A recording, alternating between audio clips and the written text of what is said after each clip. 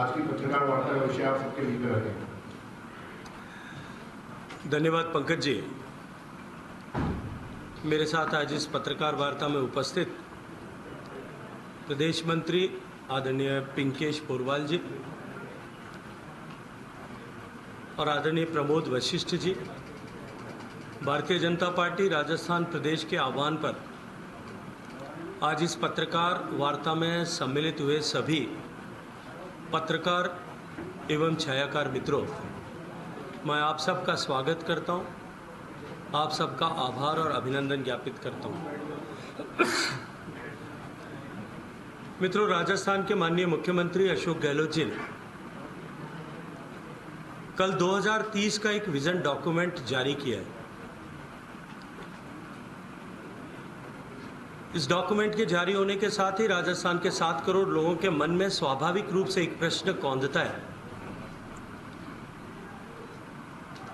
कि पिछले 25 साल में राजस्थान की जनता ने 46 साल की उम्र से लेकर के 71 साल की उम्र तक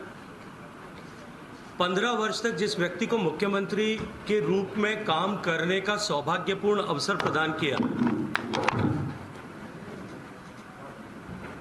जिस व्यक्ति को 3 टर्म तक मुख्यमंत्री के नाते काम करने का सौभाग्यपूर्ण अवसर मिला,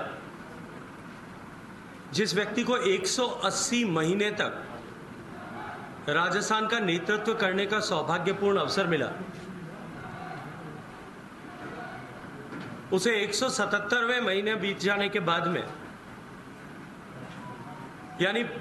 अंतिम 5वें साल के आखिरी 3 महीने जब शेष रह गए, तब राजस्थान के लिए कोई विजन उनको कहीं दिखाई दिया गया। उनकी इस घोषणा, उन्होंने जब ये उद्घोष किया था कि हम राजस्थान के लिए विजन 2030 ऐसा बनाएंगे, तब मैंने उनसे प्रश्न करते हुए कहा था कि नकल तो करें, लेकिन उसमें कम से कम अकल का इस्तेमाल तो करें। 2030 का क्या रेलेवेंस है? यदि 2030 तक आपको राजस्थान को किसी तरह से विकसित करने का लक्ष्य था, तो आपने 2018 में सत्ता में आने के साथ उस पर काम करना प्रारंभ क्यों नहीं किया था? ये जानते हुए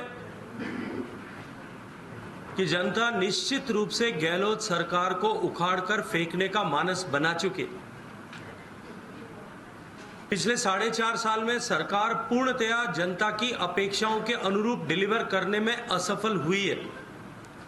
और उस विफलता से ध्यान भटकाने के लिए पहले अशोक गहलोत सरकार ने अपनी नाकामियों को छुपाने के लिए विभिन्न योजनाओं का सहारा लेने की कोशिश की थी, लेकिन वो प्रयास भी विफल हुआ। ऐसी लोक लुभावनी योजनाएं जिन्हें बिना किसी आधार के घोषित किया गया था, वो सब धरातल पर फ्लॉप शो साबित हुई। उसमें व्याप्त भ्रष्टाचार राजस्थान के जन जन के सामने उद्घाटित होने के बाद अपनी नाकामियों पर पर्दा डालने के लिए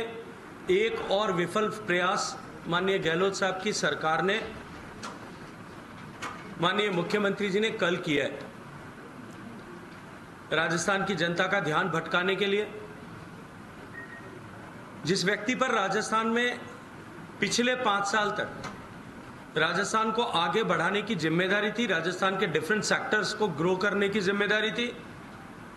चाहे वो राजस्थान का व्यापार व्यवसाय हो, राजस्थान का आर्थिक परिदृश्य हो, राजस्थान की खनिज संपदाओं के दोहन को लेकर के राजस्थान को आगे बढ़ाने का हो, राजस्थान की बौद्धिक संपदा को विकसित करने का हो,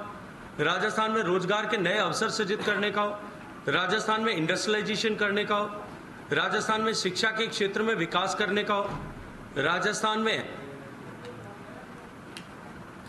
नए रोजगार के अवसर सृजित करने का हो, राजस्थान के चिकित्सा तंत्र को और अधिक सुदृढ़ करने का ऐसा अवसर हो। इन सारे विषयों को एक साथ एड्रेस करते हुए काम करने का जो अवसर मिला था, उसमें पूर्ण रूप से विफल रहने के बाद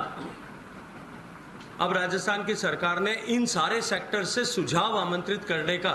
प्रयास किया। मैं आज उसमें नहीं जाना चाहता कि किस तरह से सुझावों को आमंत्रित किया गया। मैं आप सब पत्रकार मित्रों के विवेक पर और पत्रकारिता के अनुसंधान की स्किल पर उसको छोड़ना चाहता हूं कि एक बार खोज करके देखिएगा कि ये जो 3.5 करोड़